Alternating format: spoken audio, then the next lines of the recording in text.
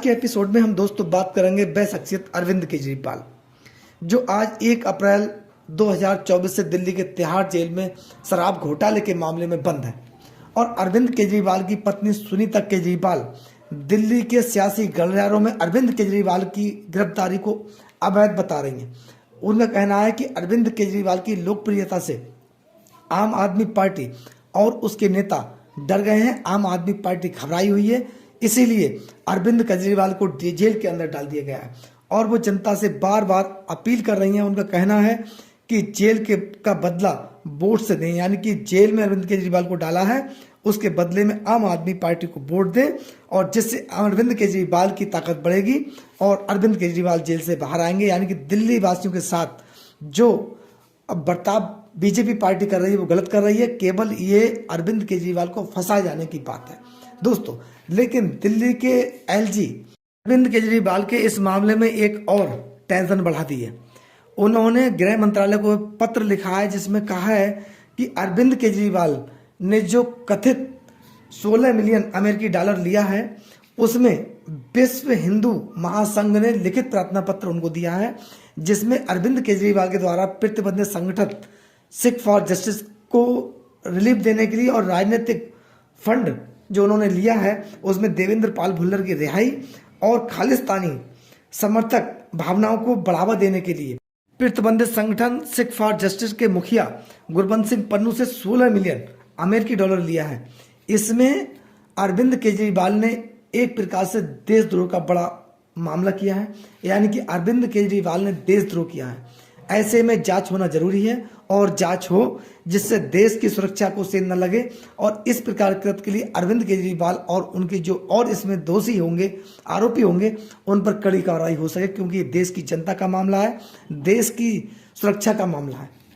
दोस्तों, इसमें अगर जांच हुई और इसमें पूरा प्रकरण एनआईए के अंडर में गया तब दोस्तों ये मान लीजिए अरविंद केजरीवाल की मुश्किलें, कानूनी मुश्किलें जरूर बढ़ेंगी, क्योंकि अरविंद केजरीवाल की सुनवाई आज शराब घोटाले के मामले में सुप्रीम कोर्ट में होनी है। ऐसे में अगर अरविंद केजरीवाल के प्रकरण में ये नया मामला आता है और अरविंद केजरीवाल इसमें आरोपी हैं और अगर ये मामला एनआईए के अंडर में गया और एनआईए ने इसमें जांच की, अरविंद केजरीवाल अगर दोषी करार हुए, तब ऐसे में अरविंद केजरीवाल और उनके जो सहयोगी हैं, जिन लोगों पर आरोप होंगे, उनकी सजा भी बड़ी होगी। दोस्तों, हम ऐसा इसलिए कह रहे हैं क्योंकि अरविंद केजरीवाल पर यह बड़ा आरोप लगा है। ये हालांकि आरोप 6 माह पहले भी उठा था और अरविंद केजरीवाल का एक सॉफ्ट व्यू दिखाई भी दिया, लोगों ने कहा भी, इस पर अरविंद केजरीवाल के खिलाफ कमेंट्स भी हुए कि अरविंद केजरीवाल खालिस्तानी संगठन के पक्ष में आखिरकार अपने समर्थन इनडायरेक्ट वे में देते हुए नजर क्यों आते हैं। अरविंद केजरीवाल ने गुरबंश सिंह पन्नू के मामले में खुलकर क्यों नहीं बोला। अरविंद केजरीवाल क्या प्रतिबंधित संगठन सिख फॉर जस्टिस के जरिए हिंदुस्तान की राजनीति को धूमिल करना चाहते हैं या फिर हिंदुस्तान को कहीं ना कहीं सुरक्षा के मामले में सेंध लगवाना चाहते हैं। कुछ लोगों का यहां तक भी कहना है कि अरविंद केजरीवाल जिस प्रकार से बॉर्डर के राज्यों में सक्रिय हैं, उस प्रकार से देश के अंदर के राज्यों में उतने ही निष्क्रिय हैं। क्या हिंदुस्तान के खिलाफ षड्यंत्र रचने वालों के साथ अरविंद केजरीवाल हैं? उन पर यह भी आरोप है कि अरविंद केजरीवाल की सक्रियता, उनकी पार्टी की सक्रियता उन्हीं राज्यों में ज्यादा है जो बॉर्डर से सटे हुए राज्य हैं। आखिरकार ऐसा क्यों? खालिस्तानियों के विपक्ष में बोलने से अपने आप को दूर क्यों करते हैं अरविंद केजरीवाल? वहीं खालिस्तानियों के बारे में उन्होंने कई बार कहा है कि इनसे वार्तालाप किया जाए। आखिरकार इस प्रकार के बयान क्यों? अगर इन बयानों को आधार बनाया जाए और विश्व हिंदू महासंघ ने जिस प्रकार से दिल्ली के एलजी विनय सक्सेना को अपना लिखित प्रार्थना पत्र दिया है और उनके बयानों को भी आधार बनाया गया है कि अरविंद केजरीवाल ने 16 मिलियन अमेरिकी डॉलर जिस प्रकार से सिख फॉर जस्टिस जो प्रतिबंधित संगठन है जिसका मुखिया पन्नू, उसके द्वारा लिया है। आखिरकार पन्नू ने इतनी बड़ी रकम किस किस से उगाई, किस किस लोगों ने, कौन कौन से लोगों ने उसका समर्थन किया? क्या ये देश की सुरक्षा के लिए घातक नहीं है? दोस्तों, अगर ये पूरा प्रकरण एनआईए में गया और एनआईए ने इसमें गंभीरता पूर्वक जांच की, क्योंकि मामला देश की सुरक्षा का है, और इसमें जो भी दोषी होंगे, जो भी आरोपी होंगे, उन पर बड़ी कार्रवाई होगी। और इसमें जरा भी सत्यता अगर पाई गई और गृह मंत्रालय ने गंभीरतापूर्वक लेकर इसमें जांच के आदेश दिए और जांच में अरविंद केजरीवाल आरोपी सिद्ध हुए, तब ऐसे में 1 अप्रैल 2024 से अरविंद केजरीवाल दिल्ली के तिहाड़ जेल में बंद है, वह उनका विश्राम स्थल आगे बढ़ सकता है। यानी कि अरविंद केजरीवाल को जमानत मिलना मुश्किल हो सकता है। दोस्तों, अरविंद केजरीवाल जिस प्रकार से आम आदमी पार्टी के मुखिया हैं और आम आदमी पार्टी वह पार्टी है जो आम आदमी की पार्टी है। अरविंद केजरीवाल हो चाहे उस पार्टी के नेता हों, बार बार कहते हैं कि आम आदमी पार्टी है। अरविंद केजरीवाल ने कहा था कि पद कोई मायने नहीं रखता, अगर आरोप लगे तो पद से इस्तीफा दे दिया जाए।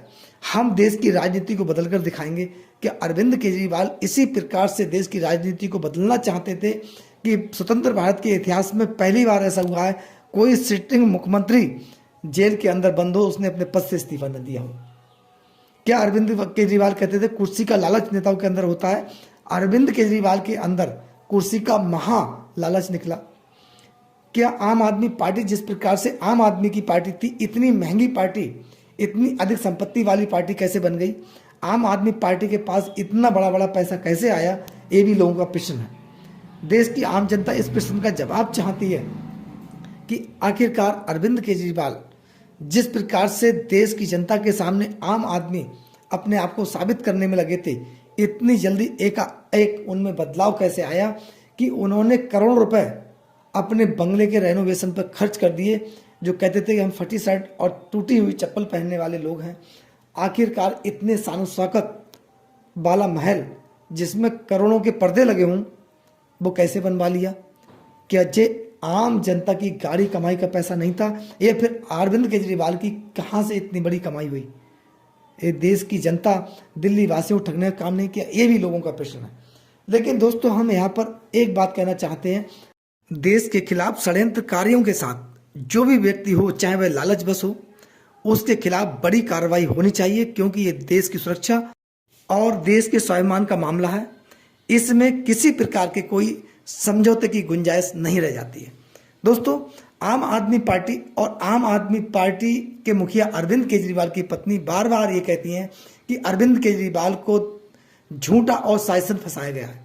अगर अरविंद केजरीवाल वास्तविक झूठे फंसाए गए हैं, ऐसे में उनके बड़े बड़े वकीलों की फौज उन बेगुनाही के सबूतों से न्यायालय को आज तक संतुष्ट क्यों नहीं कर पाई? दोस्तों, ये हमारा बड़ा प्रश्न है। इस पर आपकी क्या राय है? अपनी राय हमें कमेंट्स बॉक्स में जरूर दें। आपके प्यार और सहयोग के लिए आपका बहुत बहुत धन्यवाद। नमस्कार, जय हिंद, जय भारत।